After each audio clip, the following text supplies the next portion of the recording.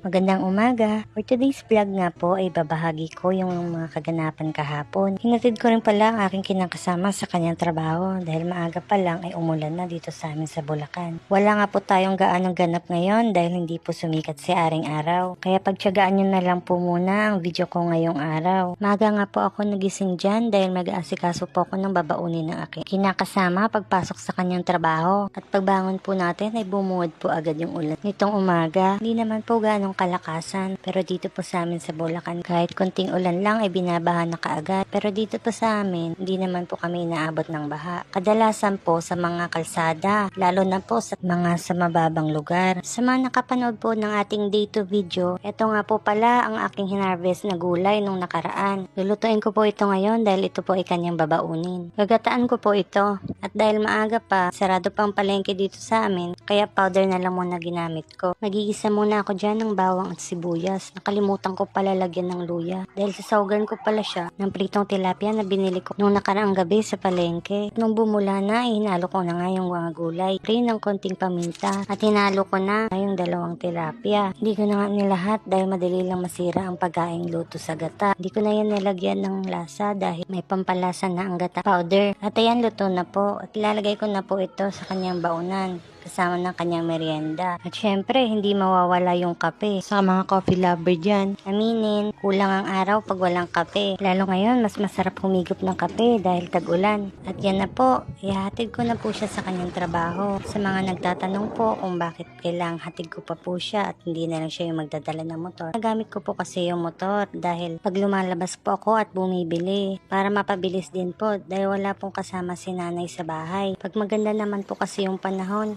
ay nagbibisikleta lamang po siya papasok sa kanyang trabaho para makatipid na rin sa pamasahe. Dahil sa panahon ngayon, nagmamahalan ang lahat, kayo na lang yung hindi. Char! At fast forward po tayo, dito na po siya nakarating sa kanyang trabaho. Hatid ko lang po siya ngayon at mamayang hapon po susunduin ko rin siya pag uwi niya. Muntik na nga siyang malate dyan dahil nga traffic, gawa nung umulan nga po. Buti na lang meron sila extended time na 5 minutes, kaya nakaabot naman siya.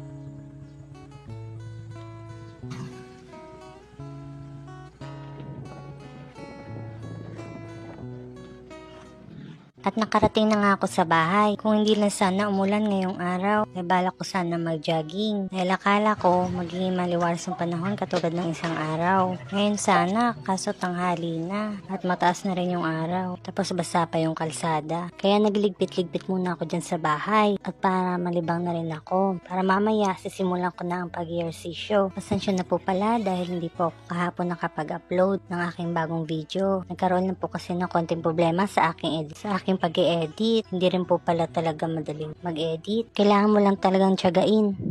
At ito nga po pala ang update sa aking timbang. Nabawasan naman tayo kahit papano. Konting tiyaga lang. At pagtitiis dahil sa uli makikita rin natin ang resulta ng ating pagsasakripisyo. Hindi naman natin kailangan magmadali dahil may tamang proseso para dyan. Kaya wag kang sumuko. Sabi nga nila, pag napagod ka, magpahinga ka lang pero wag kang tumigil. Dahil para saan pa kung sa simula pa lang ay susuko ka na. Yan po ang aking lunch ngayong araw na meron din kasamang isang pirasong itlog. Kaya pag tumigil tayo, talagang hindi natin makikita yung dulo ng ating sinimulan. Always motivated lang po tayo at mag-focus sa ating goal. Isipin po natin lagi ang rason kung bakit natin ginagawa ito. At pag may bagay na gusto mong gawin at sinabi mo sa sarili mo na hindi mo kaya, ay talagang hindi mo kakayanin dahil yan ang pinasok mo sa iyong isip. Pero kung may disiplina ka at tiwala sa iyong sarili, tiyak kakayanin mo rin ito. Dahil walang imposible. Kung kaya ng iba, kaya mo rin.